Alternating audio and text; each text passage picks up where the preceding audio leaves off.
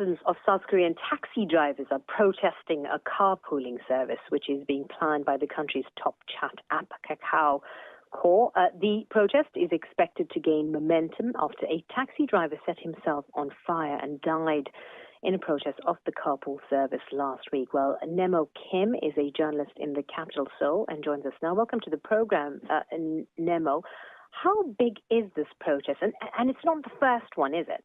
Yes, it's not the first one. Indeed, it's the third one in the past few weeks, and currently about 100,000 taxi drivers, that's roughly about 50% of South Korea's taxi driver population. They're staging a massive protest outside the National Assembly, the heart of South Korea's political heart at the moment.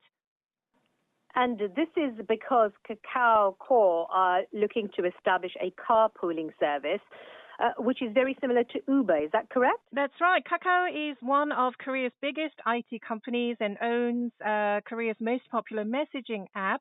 And this service will link potential passengers with drivers with spare seats in their cars. And both parties will basically share the petrol costs, as you said, very similar to how Uber operates. It's a ride-sharing service app. And despite these strong protests by taxi drivers, Kakao is saying that they're going to push ahead with the planned launch, but they haven't said when this launch will take place.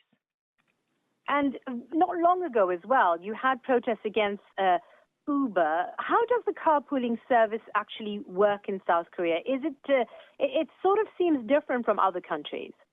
Right, yeah. Uber did try to launch a Lyft service back in 2013, but they suspended the launch, and Uber is not currently in service at the moment because of the exact same level of protest by taxi drivers. At that time, city officials were against it too. Taxi drivers are saying that this kind of service will kill the industry and also kill their livelihood.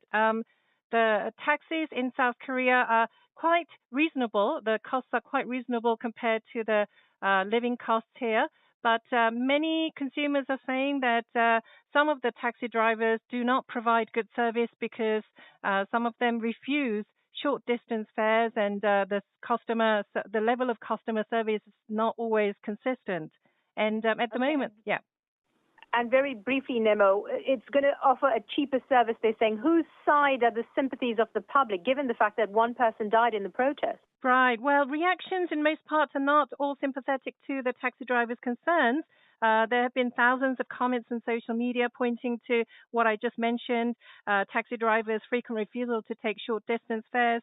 And the public's reaction is not all sympathetic to their cause at the moment. Okay. Nemo Kim, thank you very much for joining us. You're listening to Newsday on the BBC World Service, Shaima. Nemo, thank you. Fantastic. Thank you. Was it okay? Thank you. Yeah, really nice. Thanks again.